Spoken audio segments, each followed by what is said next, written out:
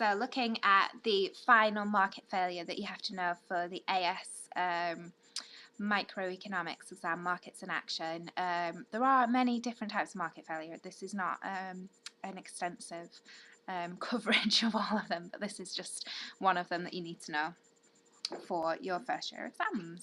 I find this cartoon really funny, and you should too after you've listened to this presentation. So we need to know the characteristics of public goods, we need to know why they lead to market failure, and we need to be able to talk about how can the government intervene to correct the problem of public goods. It's a bit of a shame on this course actually, because the public goods is quite an interesting large area, but it is quite short on this course, but you can do lots and lots of further reading on this area. So a public good has two characteristics: it's non-excludable and it's non-rivalry.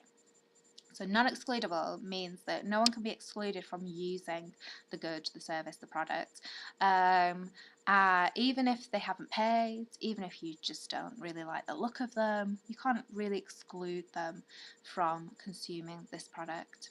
A non-rivalry means that more for one does not mean less for another person. So if I take the example of a cake or a pizza, if I have a really large piece, that means that there is less left for everybody else. So that means it is rivalry or diminishable. But a public good is a product where this just doesn't happen. You can't possibly consume more of it and take away some of the consumption from another person. So this is what a public good is: non-excludable, non-rivalry. It doesn't mean, a lot of business students get mixed up with this concept and say, oh, it means that it's provided by the government. Yeah, the public sector means, it's provided by the government, and public goods tend to have to be provided by the government. That's why we've got this kind of confusion going on here. But public goods in an economics world is non-excludable and non-rivalry. So your probably most common example is a lighthouse, and a lighthouse is a public good because it's non-excludable. If we have a little ship sailing here in the sea, you can't be like, oh, who are those people over there? They haven't paid their taxes. They haven't paid for the service of having this lighthouse. Okay, let's shine some darkness onto them. There's no way you're going to be able to exclude them from benefiting from the light that the lighthouse provides. And also, say there were like loads and loads of ships and little boats in this bay. One is not going to consume more of the light than another one, so in that sense it's non-rivalry as well. So it's a nice little example. If you want to give yourself a little quiz, pause the video now and just go through here and go through this list and think, is it public good or is it not a public good? So here are the answers. So national defence is a public good. So we're thinking about the army, military, those kind of things here. So it's non-excludable. You can't, when they're protecting the UK Isles, they're protecting the whole of the UK Isles. They're not just like looking at people and saying, oh, they haven't contributed, so we're not going to protect your particular house or your particular flat. Like, it's protecting it as a collective. And I don't personally consume any more of national defence than anybody else consumes. A beach and a park are quite similar. We'd call them common goods. So this is debatable as well. So usually they're non-excludable, so you can't exclude people from enjoying a beach or a park and taking advantage of them. But they are rivalry, so there does become a point where it's a bit packed on the beach, and it's a bit like sardines in a park as well. I would even go further as well and question whether beaches and parks are common goods, because I'd say, well, some beaches you can actually exclude people from. Some beaches, I've definitely been to beaches in Greece where you have to pay to get onto the beach, and there are some parks where you have to pay to go in there. So depending on the type, you could say actually they're not public goods at all. They could be private goods.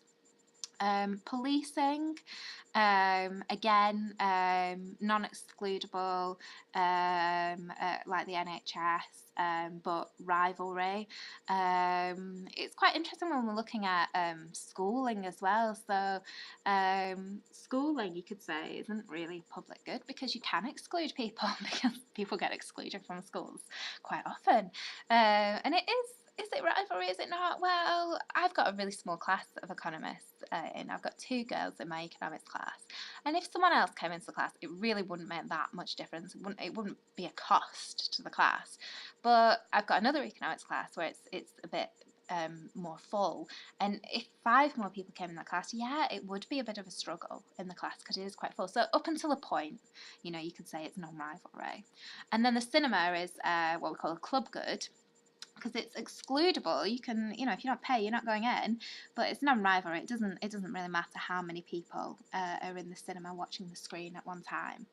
And this is a nice little diagram of it taken from Wikipedia. So there's a nice Wikipedia page on there. So public goods are non-excludable and non-rivalry or non-rivalrous. Private goods are rivalrous and excludable, and then you get this mix in between.